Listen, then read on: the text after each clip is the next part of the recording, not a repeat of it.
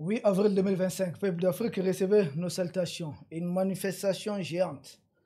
Une très grande manifestation alliée à Bamako aujourd'hui. C'est l'avant-goût. Des manifestations qui auront lieu partout au Mali pour mobiliser notre peuple, pour galvaniser le peuple face à la coalition outano-algérienne qui se dresse contre nous. C'est ce que nous avons dit. Je l'ai dit, les trolls algériens n'avaient pas peut-être compris. Nous sommes un peuple qui sait combattre. Nous sommes un peuple millénaire. Ah oui. Il ne faudrait pas profiter du moment de faiblesse créé par les mercenaires politiques qui, à un moment ou un autre, ont eu à diriger notre pays. Peuple d'Afrique, nous sommes en train de nous relever. Et pour essayer de touffer les poussins dans l'œuf, la jeune française État explicite a activé son antichambre qui est la jeune thébounienne. Et là, ils ont trouvé des hommes sur leur chemin. Nous n'allons pas reculer d'un iota. Le peuple malien a commencé à se mobiliser. Cette fois-ci, il n'est pas question de soutien, je ne sais pas, des militaires ou des traditions ou bien de la classe politique. C'est les Maliens qui parlent d'une seule et d'une même voix. Les grands Mali. Bravo. Nous sommes mobilisés. Vous avez vu des communiqués qui sortent de partout, venant des partis politiques, venant de toutes les tendances. Entre nous Maliens, il peut y avoir souvent des moments difficiles. Mais face à un ennemi commun, nous nous dressons comme un seul homme. Tebboune a pensé, parce que dans leur communiqué, ils ont passé sur fait, comme ils le disaient, ils ont parlé des difficultés que les autorités du Mali doivent gérer, des difficultés internes autres. J'ai dit, vous êtes au Mali? N'avez-vous pas de difficultés là-bas chez vous en Algérie? Des vagues manifestations qu'il y a eu, qui ont abouti à l'expulsion, au coup d'État contre Bouteflika, qui avait été élu, il faudrait le dire. Comment cette manifestation elle a été détournée? Alger est très mal placé pour nous donner une quelconque leçon. L'Algérie reste l'un des rares pays autour du Mali, en tout cas au nord du Mali, à avoir fait un coup d'État qui a abouti à un mort d'homme. Le président Boudiaf a été exécuté. Nous disons paix à son âme, qu'il repose en paix. Et la junte thébounienne actuelle profite en train de surfer sur cela. Le peuple malien s'est mobilisé. Et nous avons... Ça m'a fait rire, on m'a envoyé, j'ai salué une sœur au passage, qui m'a envoyé l'extrait d'une vidéo d'un média propagande, un média commercial qui s'est fait passer pour un média panafricain, qui reçoit uniquement des analystes trolls algériens pour charger le Mali et charger les pays de l'AES. Pourtant, un média qui se trouve au Cameroun, un pays frère, c'est tout simplement la honte. Quand est-ce que l'homme africain, ce qu'on appelle l'Afrique subsaharienne, des hommes comme nous, doivent comprendre les chocs, les notions de chocs des civilisations qui existent dans le monde? Pensent-ils qu'ils sont réellement proches des Tebboune plus que les Maliens? C'est une honte. Le Cameroun, par le passé, faisait partie des rares pays avec lesquels les Mali n'avaient aucun droit, n'avaient pas de visa. Le Mali et le Cameroun, longtemps, il y a beaucoup des accords qui liaient nos deux pays, malgré quelles qu'en soient les étapes. Et aujourd'hui, juste certains journalistes marmitologues, des journalistes ventologues, qui n'hésitent pas à vendre leur âme au diable, décident de saboter les combats de libération de l'Afrique portés par les autorités du Mali. C'est une honte, c'est une déception. Peuple d'Afrique, peuple digne d'Afrique libre, nous sommes mobilisés. Et j'ai suivi certains analystes des trolls thébouniens qui disent que ces problèmes d'Azamerde existent depuis 1957. J'ai dit, c'est pas vrai, c'est un mensonge. 1957, c'est une loi, un décret, quelque chose que la France a fait prendre qu'on appelle l'OCRS. L'OCRS, il s'agissait de l'organisation encore des régions du Sahel, des régions du Sahara. Donc l'OCRS, c'était un plan pour la France de venir réoccuper le Mali, le Niger, la Mauritanie et même une partie de l'Algérie. Ils ne comprennent rien, ils sont en train là de parler comme ça à tue-tête. L'OCRS, allez-y, je vous en prie, allez sur Internet, tapez tout simplement OCRS. On va vous dire c'était quoi l'OCRS. C'était un plan. Et qui est à l'origine de l'OCRS? Ce n'est même pas la France en tant que telle. C'est Félix Houphouët-Boigny. Félix Houphouët-Boigny a complicité avec De Gaulle. et son réseau de focards. C'est ça. Et l'Algérie actuelle n'a rien à voir avec l'Algérie de Tebboune, l'Algérie de Boumediene, de Ben Bella. Quand la fameuse première rébellion a éclaté en 1963, l'Algérie avait formé tout simplement ses frontières et le Mali a maté cette rébellion. Depuis 1963, il n'y a jamais eu question de rébellion au Mali. Jusqu'à dans les années 1989, 1990, 91, avec les accords de Tamaracet. Donc de 1963 jusqu'à 1989, le Mali n'a plus connu un seul problème de rébellion. Dans les années 89-90, les Iyad Agali vont se jeter dans la rébellion. Après quoi? Après avoir combattu aux côtés de l'armée libyenne contre le Tchad, dans ce qu'on appelait la guerre de Bandaouz. Les Iyad Agali, après avoir combattu qui? Combattu dans la guerre du Liban-Israël. Donc, dans les années 90. Donc, les Iyad étaient des mercenaires de la Légion islamique de Kadhafi. Ils sont revenus. Ils ont fait cette rébellion dans les années 89 qui a d'ailleurs profité aussi à la France. Parce que la France, à l'époque, voulait aussi se débarrasser du président Moussa Traoré, surtout à compter des années 1990. Mais le président Moussa Traoré avait vaincu cette rébellion. Ce qui a abouti au petit accord de Tamaracet qui ne faisait que 8 pages. Et après cela, on a fait chasser le président Moussa Traoré. Beaucoup d'entre eux étaient des gens débarqués par la France, envoyés par la France, qui étaient des avocats au barreau de la France, et qui vont faire part belle à ces terroristes dans ce qu'ils appellent Pacte national de 92. Plus tard, Flamme de paix de Tombouctou à 96. Ils vont brûler les armes de l'armée malienne et ils vont dire qu'une démocratie n'a pas besoin d'une armée forte. Oubliant au passage que les pays qui financent le plus les activités démocratiques au monde, ce sont les États-Unis. Et que les États-Unis sont les pays qui disposent du plus grand budget militaire au monde. Les États-Unis, c'est le pays qui dispose de plus de bases militaires à l'étranger. Les États-Unis restent le seul pays au monde à avoir utilisé des bombes atomiques contre notre pays. Mais on a fait croire aux pseudo-démocrates africains, à nos fameux intellectuels, à cette fameuse élite qu'on dit être programmée pour diriger les pays africains, qui ne représentent en fait qu'une minorité. Les pays africains n'ont jamais été une démocratie. Donc ils ont fait brûler certaines armes, même symboliquement en 1996.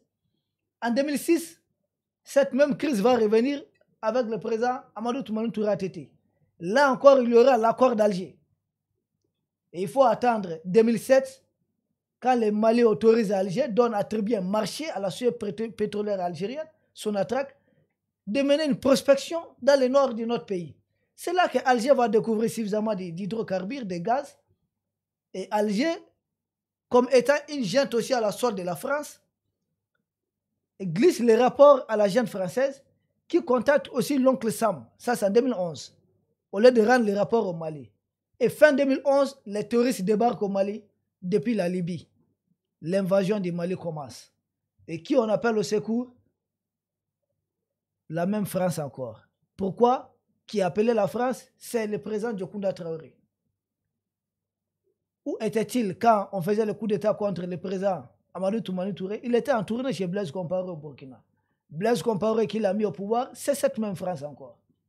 Comprenez ce que je suis en train de vous dire, peuple d'Afrique. Notre actuel Premier ministre, qui parle beaucoup, son voyage à Kidal en 2014 a tout gâté. Donc j'ai entendu beaucoup de contre-vérités, des choses qui ne collent même pas. J'ai même entendu certains trolls algériens nous dire que les drones maliens seraient pilotés par des Marocains. J'ai dit, un drone que nous avons acheté aux Turcs, donc les Turcs vont laisser les Marocains piloter leur technologie comme ça. Vous n'avez pas honte de dire ça? Les drones à Kinsi, c'est un drone turc. C'est un drone que nous avons acheté aux Turcs. C'est très important de signaler cela.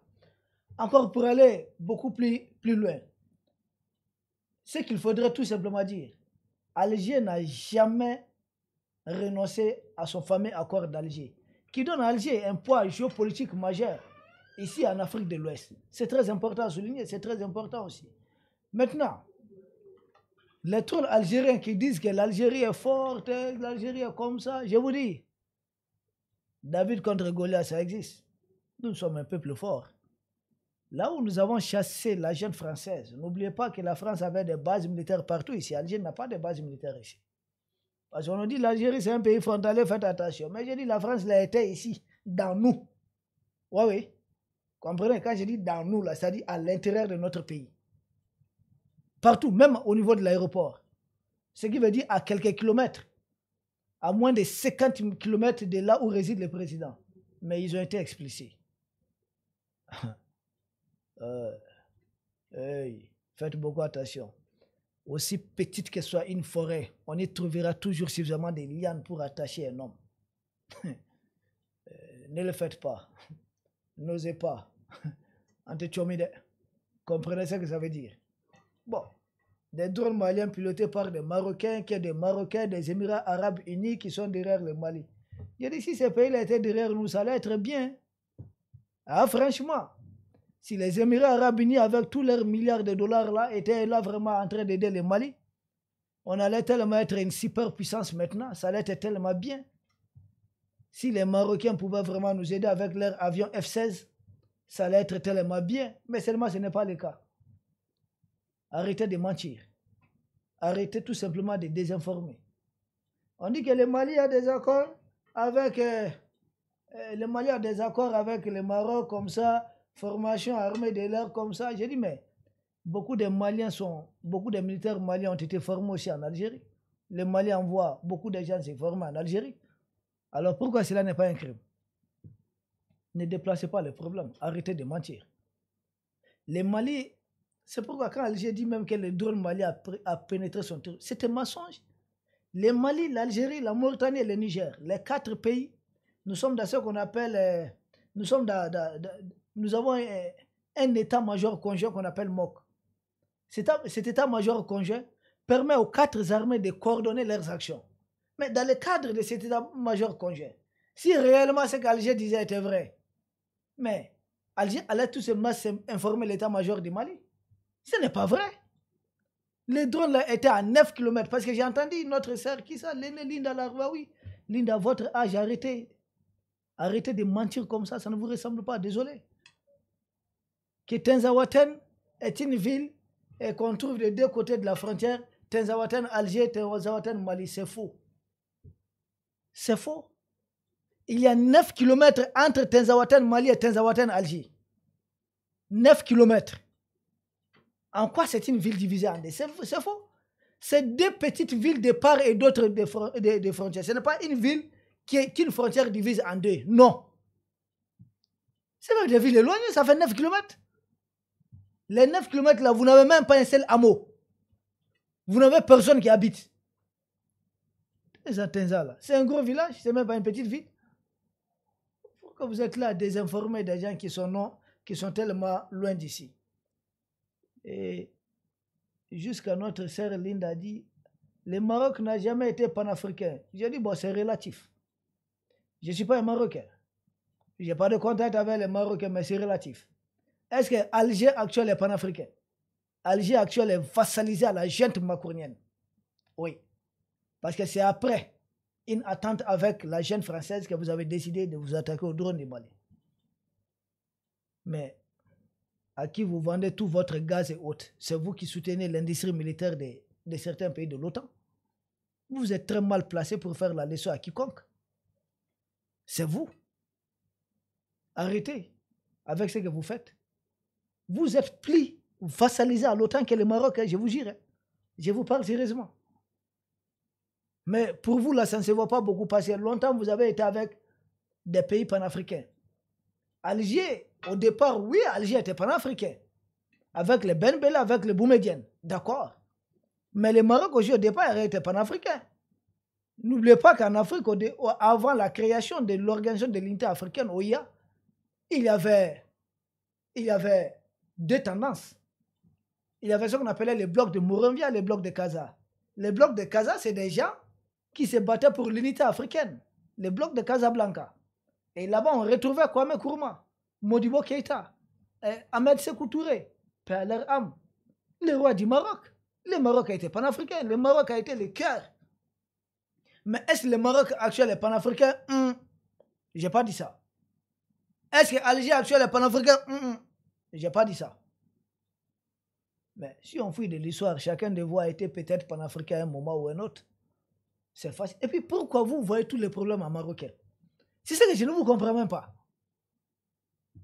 Géographiquement, le Mali est très proche de l'Algérie qui est du Maroc. Historiquement, le Mali est très proche de l'Algérie qui est le Maroc. C'est le comportement de l'Algérie. Et après, vous criez que c'est le Maroc. Vous violez la souveraineté d'un pays. Vous dites encore que c'est le Maroc qui les manipule. Vous instrumentalisez des terroristes contre nous, vous dites encore que c'est le Maroc. Et je suis même allé jusqu'à entendre Linda dire que dans le droit international, des séparatistes ne sont pas des terroristes. Je dis, s'il y a des séparatistes en France, on va les appeler comment? S'il y a des séparatistes aux États-Unis, on va les appeler comment? Pourquoi vous êtes là comme ça? Et vous, vos séparatistes en Algérie, là, vous les appelez comment? Pourquoi ceux qui ont pris le site gazier d'Inamenas, pourquoi vous n'avez pas négocié avec eux? Tu as arrêté avec ça. Arrêtez avec vos propagandes façon là. Arrêtez avec ça. Sortez dans ça. Le peuple malien est un peuple debout. Nous connaissons l'histoire, nous connaissons la géographie, nous savons ce qui se passe autour de nous. Nous savons qui est qui fait quoi. Alger actuel, c'est Alger actuel. Comprenez ce que vous avez, comprenez ce que vous devez comprendre. Même chose est sûre. Si Alger s'aventure, disons on est fort, on est toujours fort, il faut toujours gagner une guerre sans l'avoir faite. Je vous invite à lire les livres L'art de la guerre de Sun Tzu. Ok, j'aime lire ces livres. L'art de la guerre. Si on pouvait gagner ça sans faire la guerre, si la dissuasion pouvait aider à gagner. Sachez qu'une Algérie engagée dans une guerre, le nord du Mali où qui manque des infrastructures, où vous avez besoin de 3-4 jours juste entre Tinzaouaten et Kidal, que vous serez à découvert et être à la merci des frappes de l'armée malienne. C'est important à souligner. Vous n'allez pas avancer sur des goudrons, des routes bitumées. Non, non, non, non. Ça serait en plein désert. Et les vecteurs aériens du Mali sont aussi très efficaces, très rapides. Sans oublier, bon, on n'a pas à vous dire beaucoup de choses, mais faites beaucoup attention à ce que vous êtes en train de faire. Ce n'est pas bon. Appelez au calme. Mais une Algérie qui s'enlise dans une guerre contre le Mali, ça permet au Maroc d'occuper rapidement le Sahara occidental. Et ça permet au maréchal Haftar aussi peut-être d'avoir d'autres velléités. Ça peut aussi permettre au Maroc de récupérer les deux régions anciennement perdues. Et d'ailleurs, les deux régions ont été perdues à cause de l'accord de Bamako. Lequel accord a mis fin à la guerre des sables, 63. C'est très important à souligner. C'est très très important. Peuple d'Afrique, c'est de cela qu'on voulait parler. Il y a une grande manifestation ici, nous y avons participé. Il y aura d'autres manifestations encore les samedis. Ça commence bien, le peuple se mobilise. Et bientôt, des volontaires vont être formés à la défense de la patrie. Ça c'est très clair, c'est arrêté. Sur les images qui ont été défilées, vous allez constater beaucoup de frères engagés dans le combat, que je salue au passage. Mon frère Abdoul Niang est salué ici. Boumabel est salué.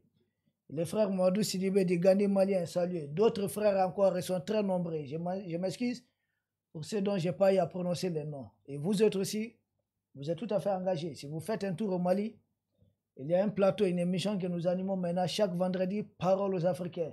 Vous êtes libre de venir, vous prononcer, parler. C'est en français. Et là, ça nous permet, nous autres Africains, de parler entre nous et surtout de nous comprendre. Peuple d'Afrique, c'est de cela qu'on voulait parler. Je vous remercie beaucoup et à demain sans doute pour un autre sujet au sommet de l'actualité. Merci.